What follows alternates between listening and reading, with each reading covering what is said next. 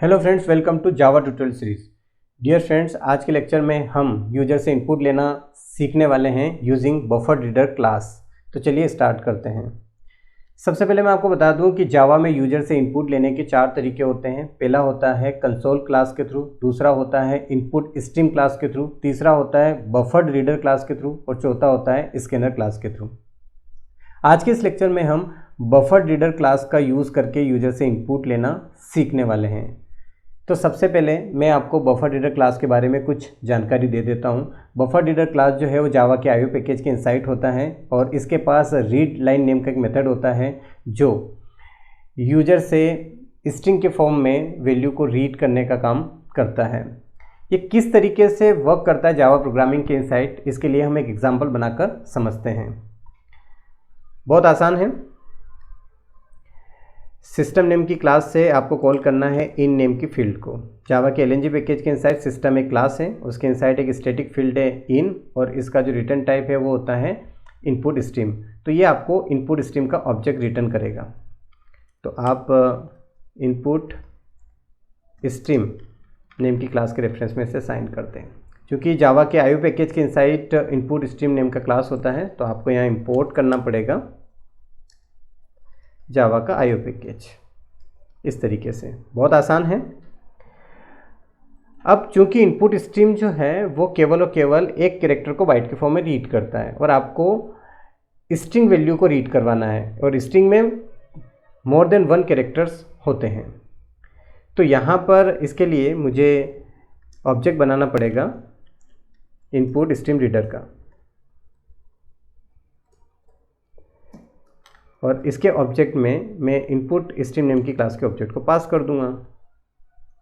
ये जितने भी कैरेक्टर होंगे उन सबकी बाइट वैल्यू को अरेंज करेगा। इसे मैं इनपुट स्ट्रीम रीडर नेम की क्लास के रेफरेंस में ही असाइन कर रहा हूँ। इस तरीके से जहाँ जहाँ भी आपको स्ट्रीम वर्ड दिख जाए तो वो सभी बाइट के फॉर्म में ही डेटा को रीड करते हैं और बाइट के फॉर्म में ही डेटा को राइट करते हैं। ये बात आपको ध्यान रखना है। चूँकि हमें स्ट्रिंग चाहिए तो हम यहाँ पर बफर रीडर नेम की क्लास का ऑब्जेक्ट बनाएंगे और इसके ऑब्जेक्ट के इनसाइड हम पास कर देंगे इनपुट स्ट्रीम रीडर के ऑब्जेक्ट को। इस तरीके से बहुत आसान है।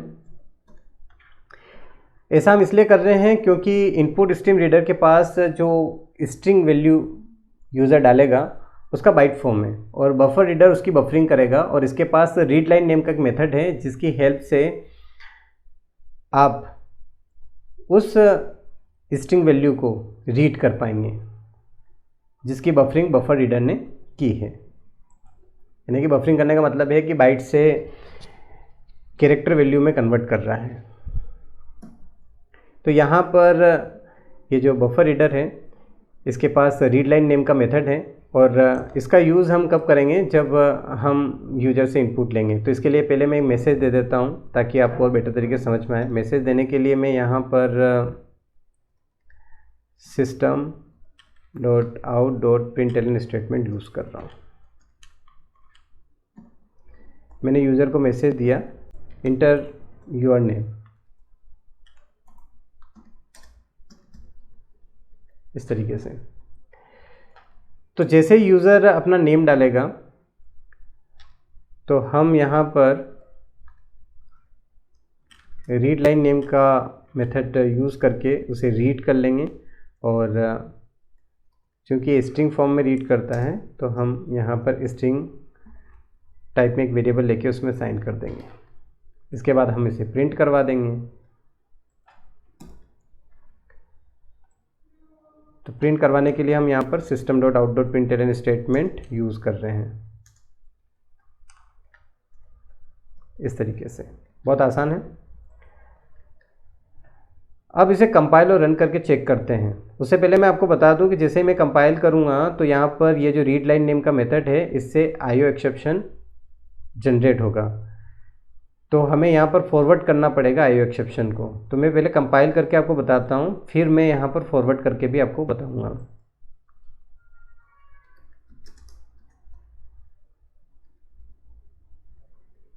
मैंने इसे कंपाइल किया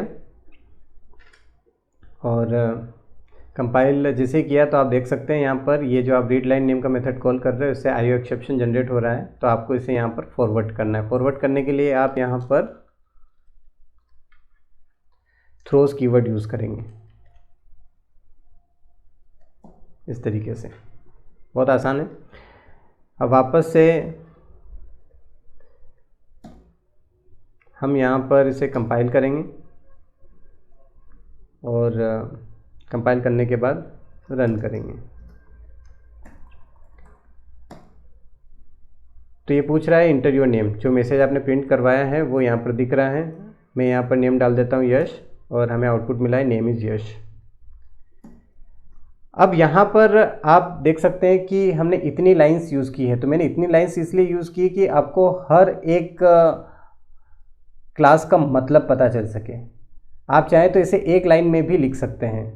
मैं लिख के बताता हूँ आपको, बहुत आसान है। ये आप देख रहे हैं इनपुट स्ट्रीम रीडर क्लास का ऑब्जेक्ट। इसे आप यहाँ से कट कर लें।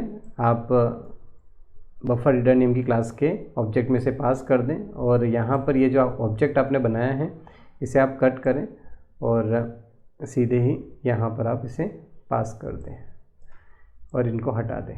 तो अब आप देख सकते हैं कि एक लाइन के इनसाइड ही मैंने ये पूरा प्रोसेस अप्लाई कर दिया है। तो इस तरीके से भी आप कर सकते हैं, कोई दिक्कत नहीं है। मैं कंपाइल और रन करके आपको बता देता हूँ। यहाँ पर हमने कंपाइल किया, यहाँ पर फिर रन किया, नेम डाला मैंने यश, इंटर किया, नेम प्रिंट हो गया यश। इस तरीके से क्योंकि यहाँ पर हमने स्ट्रिंग वैल्यू को रीड किया। अगर मान लो कि इसी प्रोग्राम के थ्रू आप इंटीजर वैल्यू को रीड करना चाहते हैं तो किस तरीके से कर पाएंगे? तो उसके लिए आपको यहाँ पर मैसेज डालना है इंटर ए नंबर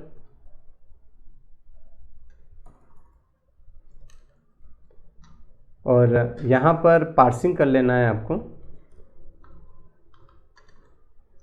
तो जावा के LNG पैकेज के इनसाइड इंटीजर नेम का एक क्लास होता है, उसके इनसाइड पार्स इंट नेम का एक मेथड होता है। उसकी हेल्प से आप यहाँ पर पार्सिंग कर सकते हैं और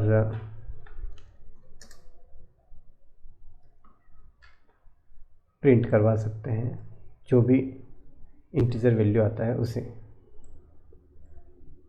इस तरीके से बहुत आसान है।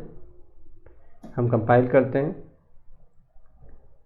और रन करके चेक करते हैं। इंटर नंबर मैंने 12 डाला, आप देख सकते हैं 12 प्रिंट हो चुका है। और बेटर तरीके से समझने के लिए आप यहाँ पर एक से ज़्यादा वैल्यू लेकर उसका एडिशन करके देख सकते हैं। तो मैं यहाँ पर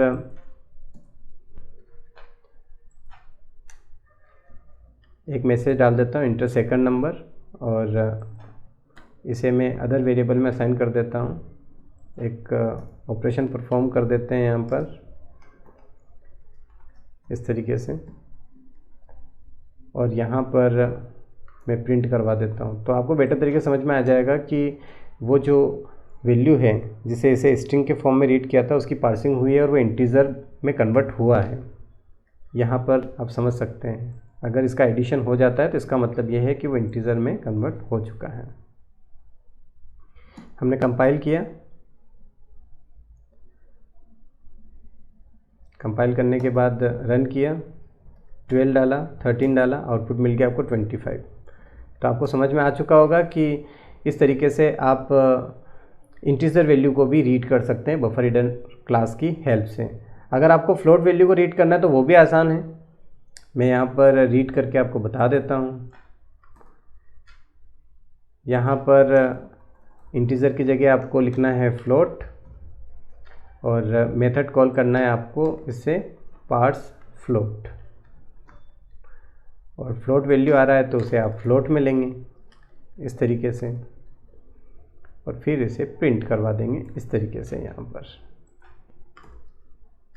बहुत आसान है। और यहाँ पर यूज़र को मैसेज डालें कि आप फ्लोट नंबर डालें।